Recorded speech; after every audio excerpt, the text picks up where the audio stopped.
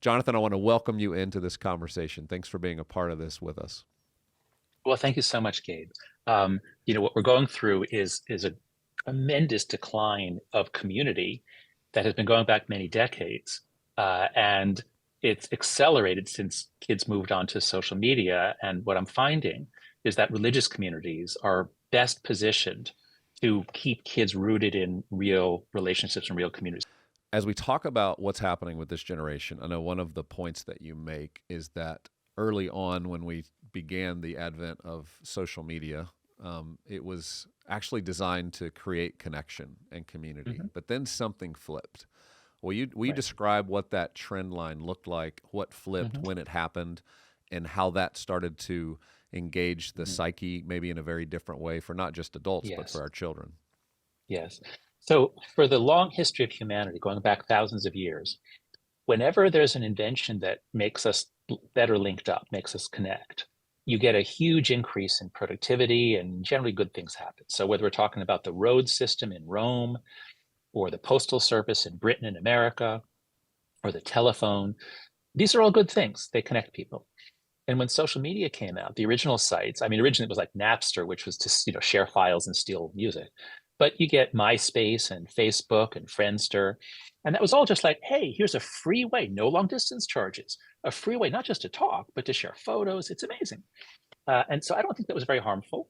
A lot of people thought it wasted a huge amount of their time. People did more social comparison. So I think there were some harms, but it was not disastrous. And the millennials who went through that era, their mental health was fine. They had flip phones and they had early Facebook. They were fine. The big changes begin in 2007. We get the iPhone, but it's harmless. It's just this multifunction, like digital Swiss Army knife. 2008, we get the App Store. Well, now there's all these companies on your iPhone. 2009, I think it was something about that. You get push notifications. So by 2010, you get a front-facing camera on the iPhone.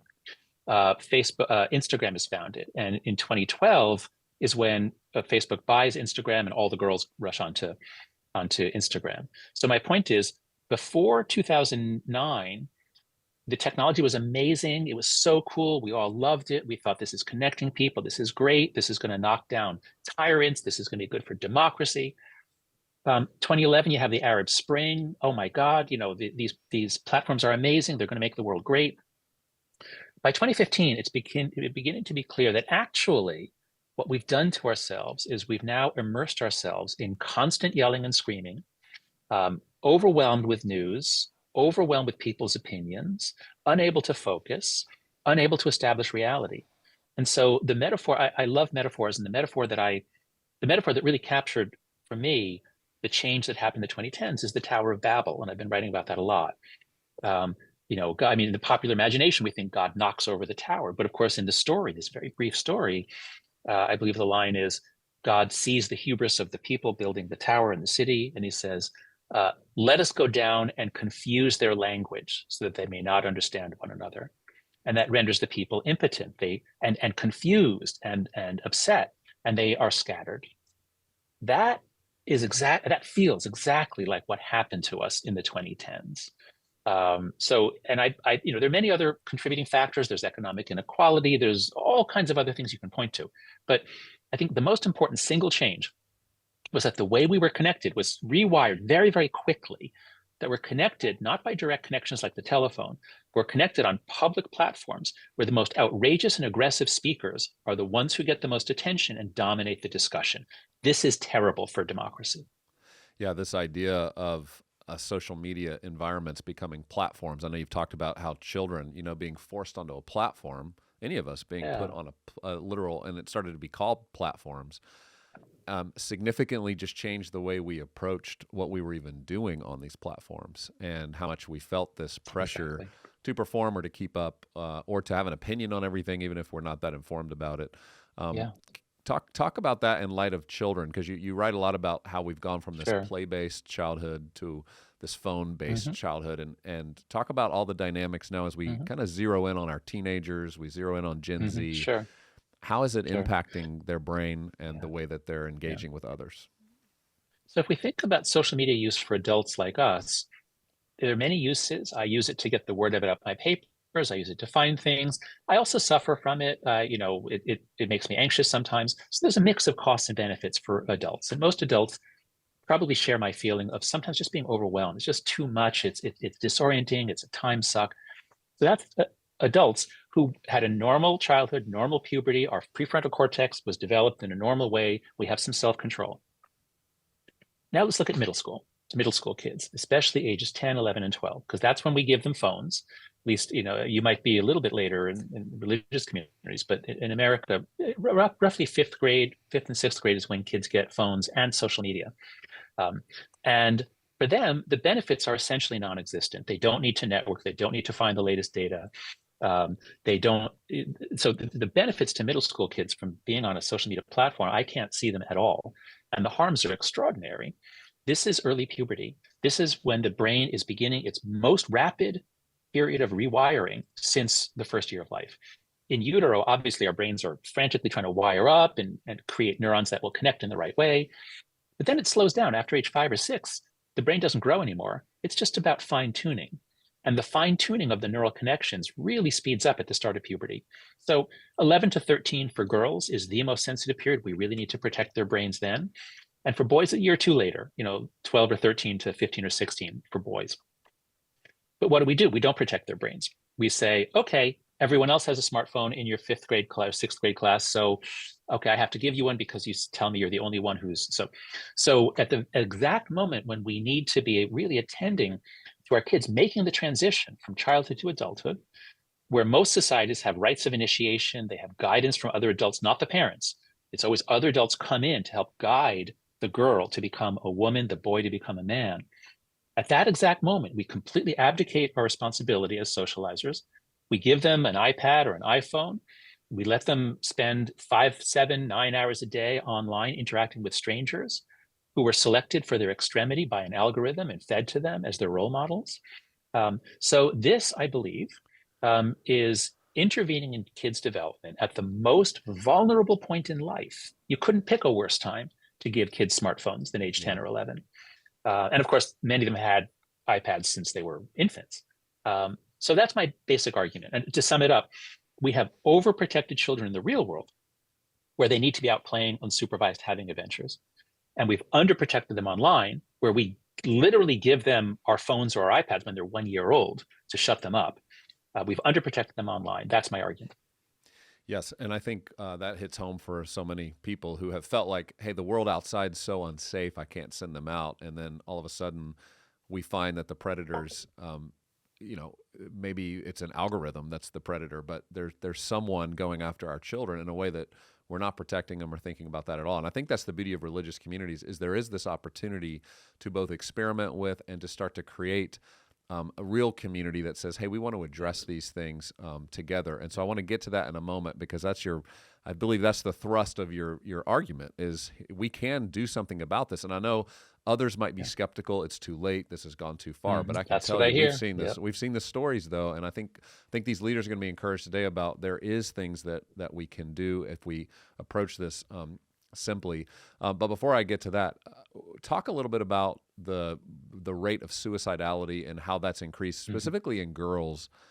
Why are our girls seemingly more susceptible to what's happening through social media than perhaps the boys are? Sure. So first, just to put a few facts on the table, boys have much higher suicide rates than girls, and this is true across the Western world.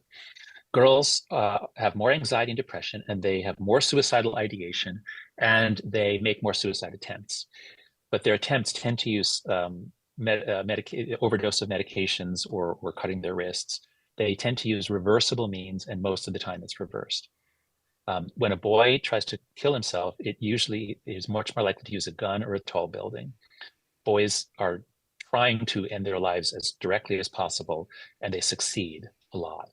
So the suicide rate for boys is, depending on the age, it's double to quadruple depending on the age. So the suicide problem primarily affects boys. I definitely don't want to take my eye off the boys. But in terms of the percentage increase, everyone's up, but the percentage increase for girls is actually larger than the percent. So in other words, girls are closing the gap with boys on suicide. And by far the largest jump is 10 to 14-year-old girls, the younger teen girls. This is an age group with a very, very low suicide rate. Historically, 10, 11, 12-year-old kids, just you don't hear about, they weren't killing themselves. But the rate now has tripled. It's 3 times as high as it was in 2010 or 20. So suicide is way up. Self-harm matches that. Hospital, kids being taken. I mean, if you see your child in a pool of blood, you see them cutting words into their thigh. I mean, this is terrifying for everyone. And those emergency department visits for self-harm are also way up. And once again, it's especially the preteen girls 10 to 14. Their rates of self-harm, of hospital visits for self-harm, have also roughly tripled. So, so again, boys are doing badly for reasons we'll get to. But for boys, it's not social media. That's not the primary thing that's driving them over the edge. For girls, it is. There's many other things, but for girls, there's a very direct relationship. Let's move to the role that faith communities play, because your research, and Jean Twenge, who was with us just this last year for one of our THINQ Culture Summits, describing her new book and the ways that she is seeing that religious communities tend to do better with some of the issues that we're talking about. I'm curious for you to just describe for these leaders how their faith communities might be doing better in some of these categories, and then give us a little analysis on why do you think that is? Sure. Oh, no, this is my favorite topic to talk about now. So these are some analyses that I've done with my research partner, Zach Rauch, who runs the Substack with me. In fact, our Substack is called After Babel. If you go to afterbabel.com, you'll see all of our analyses. So about a year and a half ago, we had this result. So whenever you graph out, like my book is full of graphs that are hockey stick shaped. You look at the data on almost any bad outcome from 2000 to 2010, it's a flat line. You don't see any sign of a problem. And then all of a sudden around 2012, everything goes up. Higher rates of depression, anxiety, self-harm, suicide. But then we began graphing out those lines, not just by boy, girl, because that always differs, but by liberal, conservative, and by secular versus religious. Because these data sets, like the Monitoring the Future study, there's a question, something like, religion is important to me and my family. Do you agree with this strongly, a little bit? Do you disagree with it? So we have ratings from high school seniors, nationally representative data on high school seniors back to the 1970s. And what we can see is the kids who said religion is not important, or they disagreed with that statement about religion, they're the ones who go up the most. It's like a tidal wave came in with the iPhone and social media. A tidal wave comes in and it picks up the liberal kids especially and washes them away, while the conservative kids are more rooted. And the example I just gave was it picks up the secular families kids, it washes them away, while the religious kids are more rooted. So everyone's doing worse off. Nobody was protected. Nobody was immune. But religious kids and conservative families, my prior work on the left-right culture war was about how conservatives create more binding communities. They're more restrictive, more limits, do your job, play your role. Whereas progressives tend to be more, anything's possible. You can be anything you want to be. I'm not going to over supervise you. I'm not even going to supervise you. I'm not going to tell you what to do. I'm going to be your friend, whatever it is. So the differences between liberal, conservative, and religious, secular weren't actually very big. There were differences, but they weren't very big before 2012. And all of a sudden, it's the kids who are rooted do better. Okay, so now what can you do in religious communities? I'm really encouraged. I was really just heads down writing the book for over a year. I couldn't talk to anyone, but beginning last fall, I began to come out of my shell and begin giving talks. And I was invited to give a talk.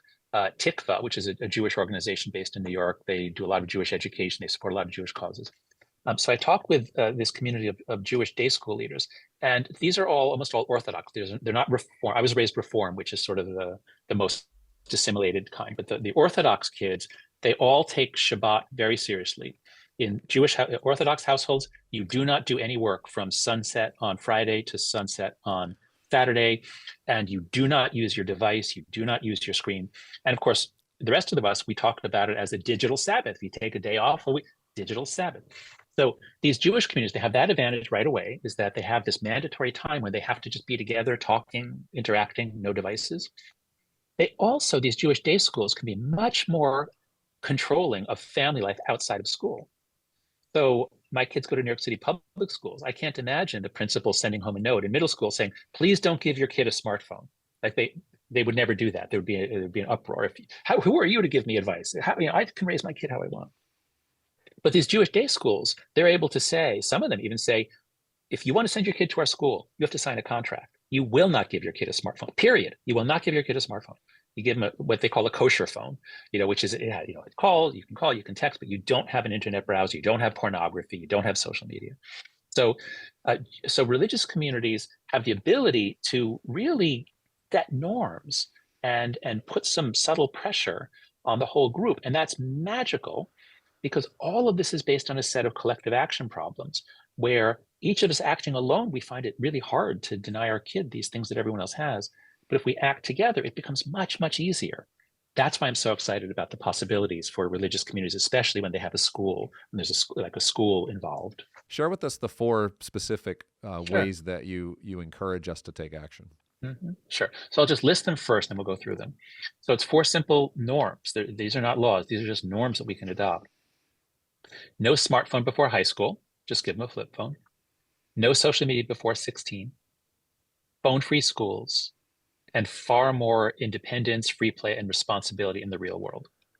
So let's go back through them. The central idea, once I got about halfway through the book and I realized this is all collective action problems.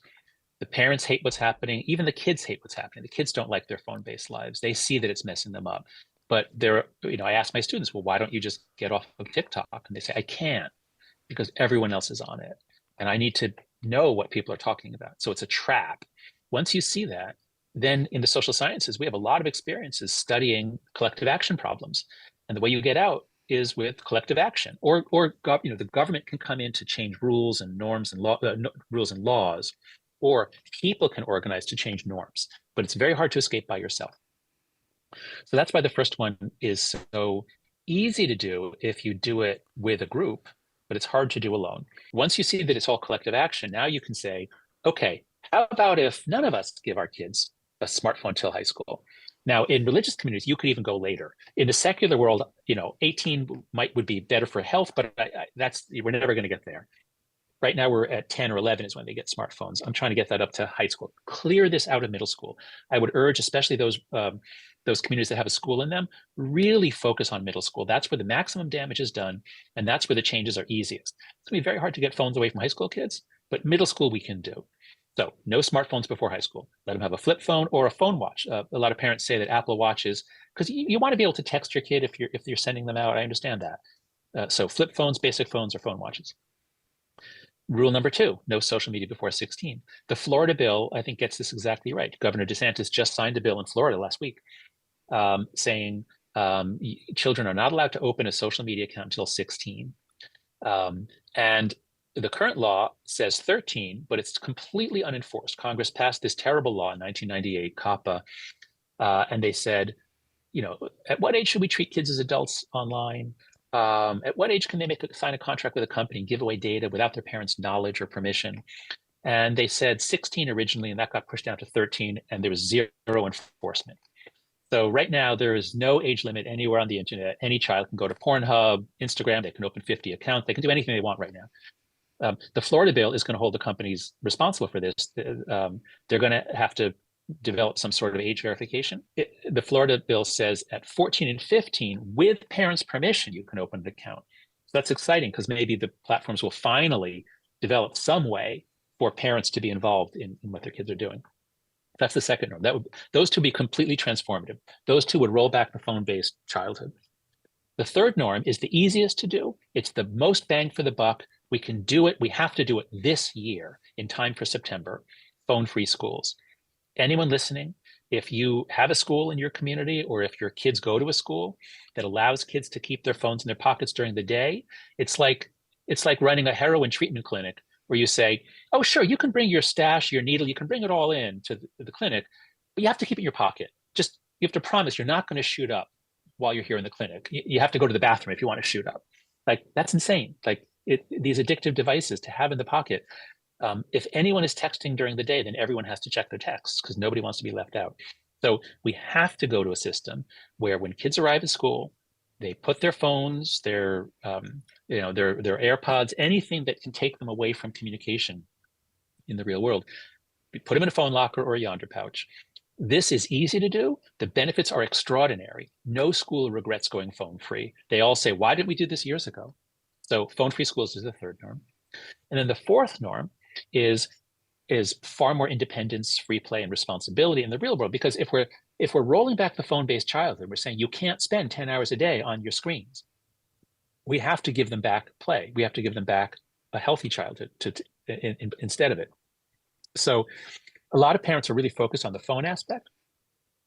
The harder part for us is going to be letting go of our kids because we're afraid. And people have this experience over and over again. You send your kid out the first time, like, can you go to the store and get a quart of milk? It's 3 blocks away. You've been there with me 50 times. Do you think you can do it yourself? Or they might ask to do it. And the first time they do it, you're terrified. So the parents are anxious because we never let our kids be independent. We have to start doing it together. Then it feels normal. We get over our fears. We stop, constraining our kids to sit indoors on a screen all day. Yeah, that's good. Well, I hope as you guys are listening to this, you can see so many of you do have schools that are part of your community. So being able to bring the headmaster in, the principal, the board, to understand this part of this conversation and how this doesn't move forward well without collective commitment, collective action from the authority, whoever's in authority around your children. And that could be teachers, it can be parents. It's all of us together working as a community to say, let's do this.